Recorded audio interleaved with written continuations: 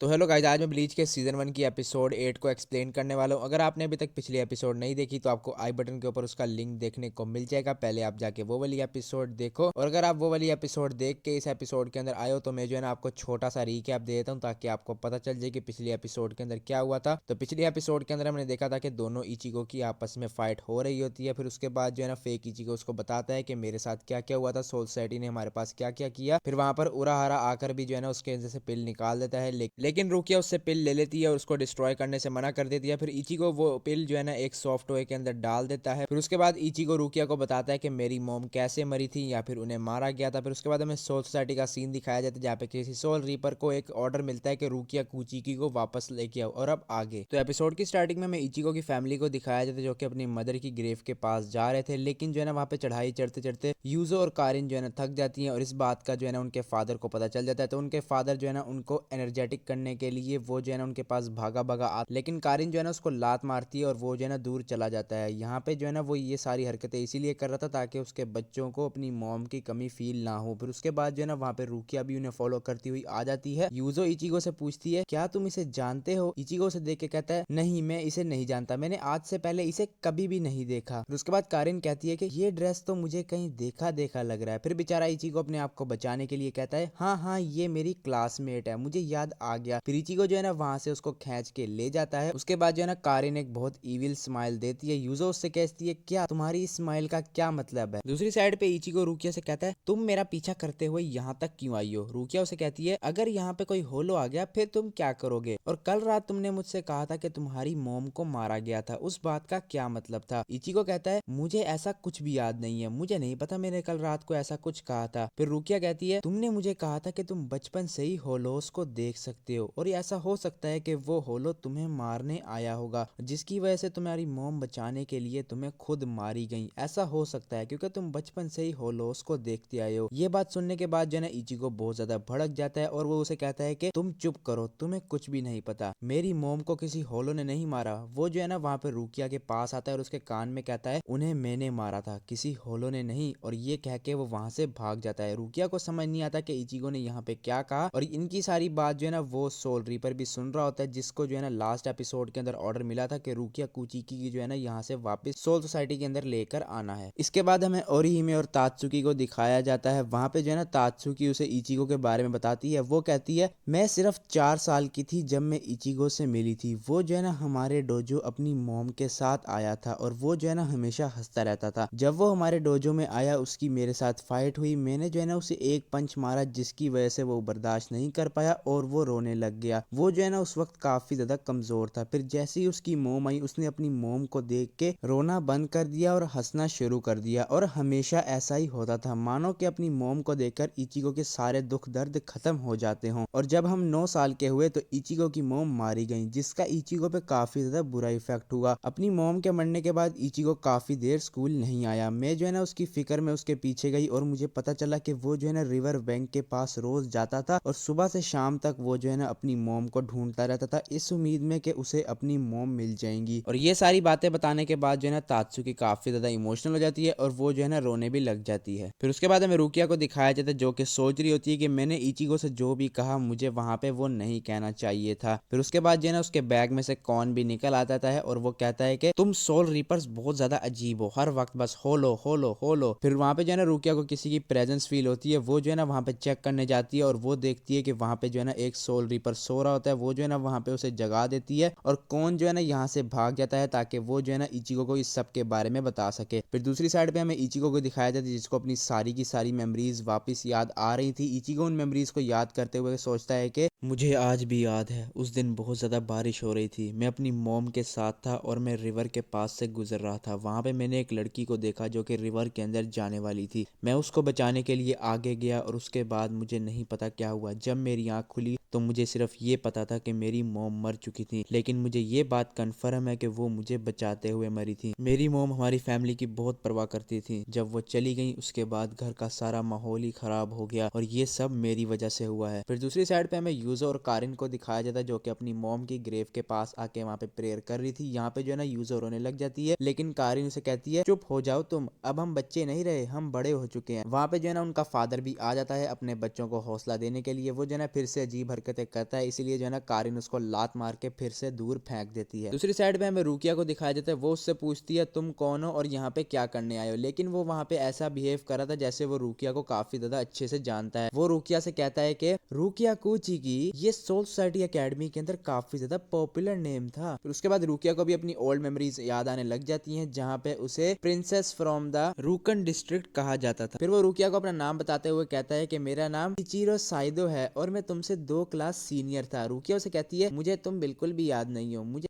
फिर उसके बाद वो रुकिया को अपनी पहचान करवाने के लिए थोड़े बहुत उसे क्लू देता है और रुकिया को याद आ जाता है। फिर रुकिया कहती है अच्छा तो तुम स्टेल्थ फोर्स में से हो। वो फनी स्टाइल में घंटी सी बजाता है और कहता है हाँ तुमने सही कहा। उसके बाद वो रुकिया से कहता है कि सोल सोसाइटी वाले ये जानना चाहते हैं कि तुम इतनी देर तक यहाँ पे क्या कर रही हो, तुम यहाँ पर कुछ ज्यादा देर के लिए ही रुक चुकी हो और स्पेशली तुम इस फैंसी से ड्रेस के अंदर क्या कर रही हो, तुम तो एक सोल रिपर नहीं हो, क्या तुम्हें उस लड़के से प्यार तो नहीं हो गया। फिर जो है ना वो काफी ज्यादा सीरियस होके बोलता है कि मुझे ऑर्डर्स मिले हैं कि मैं तुम्हें वापस लेके आऊं, चाहे मुझे तुम्हारे साथ जबरदस्ती भी क्यों ना करनी पड़े। फिर वहां पर जो है ना कौन भी आ जाता है इचिको के साथ। कौन ने जो है ना वहां पर इचिको को इन्फॉर्म कर दिया था कि क्या क्या हो रहा है वहां पे। इचिको वहां पर उसके सामने आके बोलता है कि मैं एक सब्स्टिट्यूट सोल रिपर हूं और ये वर्ड सुनते ही वो काफी ज्यादा सीरियस हो जाता है और वो रुकिया से कहता है कि रुकिया कुची की तुम्हें पता है कि तुमने एक सीरियस क्राइम किया है। उसके बाद जो है ना वो इचिको के ऊपर अटैक कर देता है। उसके बाद जो है ना इचिको कौन के मुंह के अंदर हाथ डाल के सोल पिल को बाहर निकाल लेता है और खुद उसे खा लेता है, जिससे उसकी सोल बाहर निकल जाती है और उसकी बॉडी के अंदर कौन आ जाता है। यहाँ पर इनकी फाइट स्टार्ट हो जाती है। साइदो इचिको से कहता है कि तुम एक इंसान होके भी सोल रिपर के अंदर ट्रांसफॉर्म हो सकते हो, ये काफी ज्यादा अच्छा है। फिर दूसरी जगह हमें यूजो और कारिन को दिखाया जाता है, जहाँ पे कारिन को जो है ना एक होलो की प्रेजेंस फील होती है और वो जो है ना वहाँ पे अलर्ट हो जाती है और ये जो है ना काफी ज्यादा स्ट्रॉन्ग होलो था। दूसरी तरफ हमें रुकिया को दिखाया जाता है जिसके सोल रिपर फोन के अंदर एक मैसेज आ जाता है कि आसपास कोई होलो है। वो दोनों जो है ना वहाँ पे लड़ना बंद कर देते हैं और वो जो है ना देखते हैं कि होलो की डायरेक्शन किस जगह पे है। साइदो उस होलो को देख के बोलता है कि ये तो काफी ज्यादा स्ट्रॉन्ग लग रहा है, इसका स्पिरिचुअल प्रेशर काफी ज्यादा है। यहाँ पे जो है ना ये लोग लड़ना बंद कर देते हैं और ये जो है ना होलो की डायरेक्शन में जाने लगते हैं। जाते हुए रास्ते में इचिको अपने दिल में सोचता है रुकिया क्या तुम मेरी मॉम के बारे में नहीं जानना चाहती कि वो कैसे मरी थी। जिसके जवाब में रुकिया उसे कहती है कि अभी इस सब का वक्त नहीं है और तुम इसके लिए मेंटली प्रिपेयर्ड भी नहीं हो। मैं उस वक्त का इंतजार करूंगी जब तुम खुद मुझे अपनी प्रॉब्लम्स अपने दिल से बताना चाहोगे। अभी हमारे पास इस सब वक्त का टाइम नहीं है। यहाँ पे एक होलो है और वो तुम्हारी फैमिली के ऊपर भी अटैक कर सकता है। फिर साइदो सोचता है कि यार अब मैं क्या करूं। दूसरी तरफ हमें यूजो और कारिन को दिखाया जाता है, जहाँ पे उस होलो ने जो है ना इन दोनों को पकड़ लिया था और वो जो है ना इन्हें एज अ होस्टेज इस्तेमाल करना चाहता था, यानी कि स्टार्टिंग से ही उसका टारगेट इचिगो है और उसने जो है ना इचिगो की फैमिली के ऊपर अटैक किया ताकि वो उसकी फैमिली को पकड़ ले, जिसकी वजह से इचिगो मजबूर हो जाए और यहीं पे हमारी एपिसोड हो जाती है एंड। गाइस आपको एक्सप्लेनेशन कैसी लगी मुझे कमेंट बॉक्स के अंदर बता देना। चैनल पे अगर आप फर्स्ट टाइम है तो सब्सक्राइब करके नोटिफिकेशन बेल कॉल पे सेट कर देना। अगर फ्यूचर में भी इस तरह की वीडियोस देखना चाहते हो, मिलता हूं आप लोगों से नेक्स्ट वीडियो में।